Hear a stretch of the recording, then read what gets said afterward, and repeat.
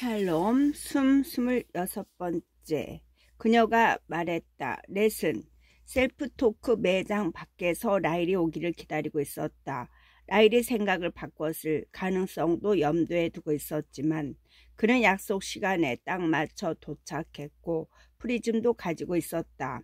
마침내 실물을 목격하니 왠지 맥이 빠졌다. 이 프리즘을 손에 넣으려고 한 몇 달 동안 가진 애를 썼는데 파란 알루미늄 서류 가방을 닮은 라일의 프리즘은 다른 최신형 프리즘과 마찬가지로 전혀 특별해 보이지 않았기 때문이다.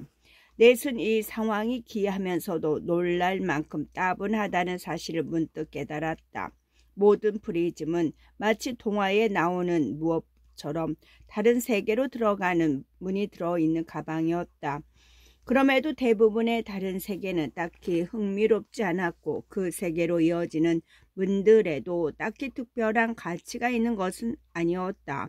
이 프리즘이 귀중한 이유는 다만 이것이 왕자님과 그 연인을 재결합시켜 줄지도 모르기 때문이다. 아직도 팔 생각이야? 넷이 물었다. 100% 라일이 대답했다. 아침에 평양 자하고 얘기했는데 그쪽도 마찬가지였어. 지금쯤 그 세계에 셀프 토크 매장에 가 있을 거야. 좋아, 그럼 들어가자. 그들은 매장 안으로 들어갔다. 모루가 계산대에서 기다리고 있었다. 무엇을 도와드릴까요? 그가 물었다. 라일은 깊게 숨을 들이마셨다. 이 프리즘을 팔고 싶어요. 모루는 평소처럼 키보드와 비디오 카메라와 마이크를 점검했다. 그들의 계획에서 가장 큰 변수는 바로 이 부분이었다. 프리즘에 연결된 다른 우주의 매장 계산대에서 지금 누가 근무하고 있는지, 그곳에 있는 라일에게 누가 매입 가격을 제한할지 확인할 방법이 없었기 때문이다. 물론 평양 레일 가능성이 가장 높았고 그럴 경우에는 아무 문제도 없었다. 이번 계획에 관해 전혀 모르더라도 이쪽에 모루가 리드하면 눈치채고 따라줄 것이기 때문이다. 그러나 그쪽 매장 계산대에 누군가가 다른 사람이 있을 가능성도 없지 않았다. 그럴 경우는 일이 복잡해진다. 넷은 모루가 통상적인 하드웨어 점검 때보다 더 오랜 시간을 들여 타자를 치는 것을 보았다. 좋은 징조였다. 모르는 프리즘 반대편에 있는 인물에게 나중에 설명할 테니 자기를 믿고 그쪽 라일에게 시가보다 더 높은 액수를 지불하고 그것이 전적으로 통상적인 거래인 것처럼 행동해달라고 요청하고 있었다. 다행히 라일은 통상적인 프리즘 점검에 어느 정도 시간이 걸리는지 전혀 모르고 있었다. 모루가 매입 가격을 제안했다. 라일은 평행자와 잠시 얘기를 나누었다. 프리즘을 팔기로 이미 결정한 뒤였기 때문에 가격이 아니라 마지막 인사를 하고 있는 것에 불과했다. 넷은 곁에서 기다리면서 모루와 시선을 마주치는 일이 없도록 주의했다. 그러나 어디를 보아야 할지 알 수 없었다. 라일을 빤히 쳐다보는 것도 부자연스러웠기 때문에 그냥 앞 유리창 너머를 바라봤다. 마침내 라일은 프리즘을 건네고 대금을 받았다. 매매가 끝나자 넷이 물었다. 기분이 어때? 슬픈 것 같기도 하고 마음이 놓이는 것 같기도 하고 커피 마시러 가자. 그들은 커피숍으로 가 잠시 얘기를 나누었다. 그런 다음 서로를 봉하며 작별 인사를 나누었다. 넷은 라일에게 다음 모임에서 보자고 했다. 한 번 더 참석한 다음 더 이상 안 와도 될 것 같다고 사람들에게 말할 계획이었다. 넷이 셀프토크 매장으로 되돌아간 것은 문 닫기 30분 전 일이었다. 매장 안에 남아있는 손님은 2명뿐이었다. 모르는 사무실에서 리얼의 프리즘의 키보드 타자를 치고 있었다. 딱 맞춰서 왔군. 그가 말했다. 방금 내 평행 자와 접속했어. 그가 계속 타자를 치면서 화면을 가리켜 보였어. 이봐 형제, 내가 이 프리즘을 왜 그렇게 비싸게 산 건지 설명해 주겠어? 6개월 전에 스코 오츠카하고 로더릭 페리스가 차 사고를 당했잖아. 그쪽에서는 누가 살아남았어? 로더릭 페리스. 여기선 스코트카였어. 아하, 횡재했군. 너도 참 운이 좋아. 지금부터 뭘 해야 할지 말해줄게.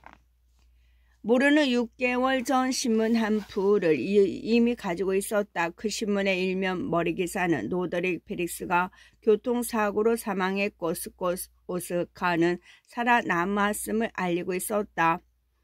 이제 평양 세계의 모로가 해야 할 일은 같은 교통사고에서 오스카 쪽이 죽고 페리스는 살아남았음을 알리는 그쪽 세계의 신문을 찾아내는 것이었다.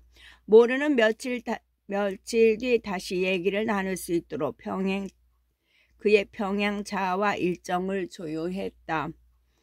모르는 키보드를 잡은 다음 프리즘을 보관실 안쪽 선반에 올려두었다. 그리고 사무실에 돌아오더니 4-3개씩 웃어 보였다. 성공할 거라고 생각하지 않았지? 안 그래? 넷이 의심한 것은 사실이었다. 솔직히 지금도 믿기 힘들었다. 아직 다 끝난 거 아니야. 그녀가 말했다.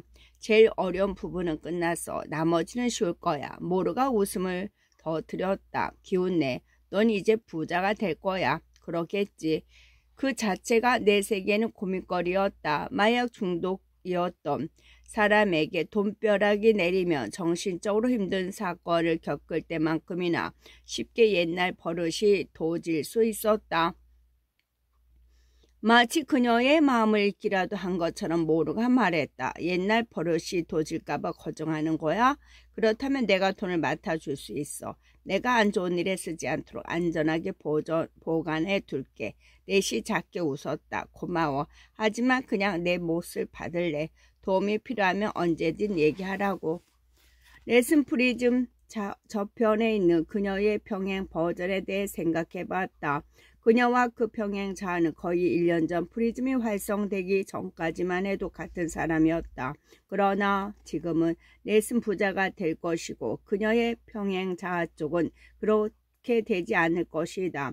평양 세계의 모로야 부자가 되겠지만 평양 세계의 넷과 그 돈을 나눠 가진 인간이 아니었다. 사실 그럴 이유도 특별히 없었다. 평양 넷은 프리즘 중독 모임에 나간 적이 없었고 계획 자체에 아무런 기여도 하지 않았다. 평양 모로도 아무 기여를 하지 않은 건 마찬가지다. 이쪽에서 프리즘으로 접촉했을 때 운 좋게 계산돼서 근무하고 있었을 뿐이다. 만약 그때 계산대에 있던 사람이 평양 넷이었다면 그녀는 이미 평양 모로와 돈을 나눠 가져야 했을 것이다. 그는 보수였으니까. 그래도 단지 적시적소에 있었다는 이유만으로 많은 돈을 벌었을 것임은 틀림없다. 인생의 많은 부분이 운이었다. 누군가가 추임물을 향해 들어왔다. 윈드 브레이커 차림의 40대 남자였다. 넷이 앞쪽 계산대로 가서 말했다. 무엇을 도와드릴까요?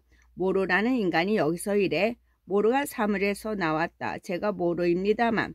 남자는 모로를 빤히 바라봤다. 난 글렌 엘슨이야. 넌 우리 어머니에게서 $20,000를 훔쳤어.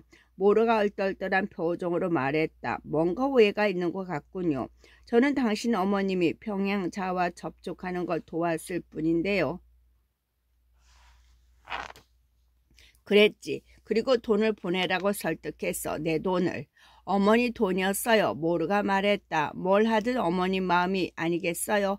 이제 내 마음이야. 당장 돌려줘. 전 그 돈을 갖고 있지 않아요. 다른 평양 세계로 이체했거든요. 엘슨의 얼굴이 무시하듯 일그러졌다. 헛소리 하지 마.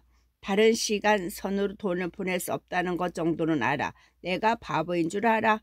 며칠 말미를 주시면 어머님의 평양자가 그 돈을 되돌려줄 생각이 있는지 확인해서 개소리 하지 마. 엘슨은 제끼대서 권총을 꺼내 모로를 겨냥했다. 당장 내 돈 내놔. 모로와 넷은 손을 들어 올렸다. 좀 진정하시죠. 모로가 말했다. 돈을 주면 진정하겠어. 찾고 계신 돈은 여기 없다고 말씀드렸지 않습니까? 헛소리 집어치워. 매장 전체가 내다보이는 위치에 있던 넷은 개인 열람실에 있던 손님 하나가 사태를 파악하고 경찰에게 신고하는 것을 봤다. 계산대에 현금이 좀 있어요. 그녀가 말했다. 그걸 가져가시면 어때요? 내가 무슨 빌어먹을 강도인 줄 알아? 난 내 걸 돌려받고 싶을 뿐이야. 이자가 우리 어머니를 속여서 훔쳐낸 돈. 에스는 다른 한 손으로 휴대전화를 꺼내 계산대 위에 올려놓았다. 전화기 꺼내. 그가 모로에게 말했다. 모로는 천천히 휴대전화를 꺼내 엘슨의 휴대전화 옆에 내려놓았다. 엘슨은 화면을 터치해 디지털 지갑을 열었다. 이제 이체에 $20,000. 모로는 고개를 가로저었다. 싫어. 내가 농담하는 걸로 보여? 돈을 내줄 생각은 없어. 넷은 아연실색하며 모로를 보았다. 모로 제발 그냥 조용히 해. 모로는 넷을 쏘아보며 말했다. 그러고는 넷슨에게 뒤를 돌렸다. 난 돈을 내줄 생각이 없어. 엘슨은 당황한 기색이 역력했다. 내가 못 쏠 것 같아? 감옥에 가고 싶지 않을 텐데. 프리즘을 다루니까 너도 알지. 지금 당장 내가 너를 쏴버리는 시간선도 있다는 걸 알아. 하지만 그게 이 시간선일 것 같진 않군. 어차피 일어날 일이라면 왜 내가 그걸 하면 안 된다는 거지. 여기서 나를 죽이잖아? 그럼 감옥에 가는 건 당신이야. 하지만 방금 말했듯 당신은 그걸 원하지 않아.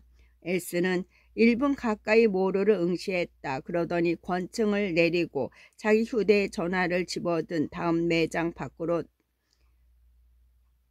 걸어 나갔다. 넷과 모로는 동시에 깊은 안도의 한숨을 내쉬었다. 맙소사 모로.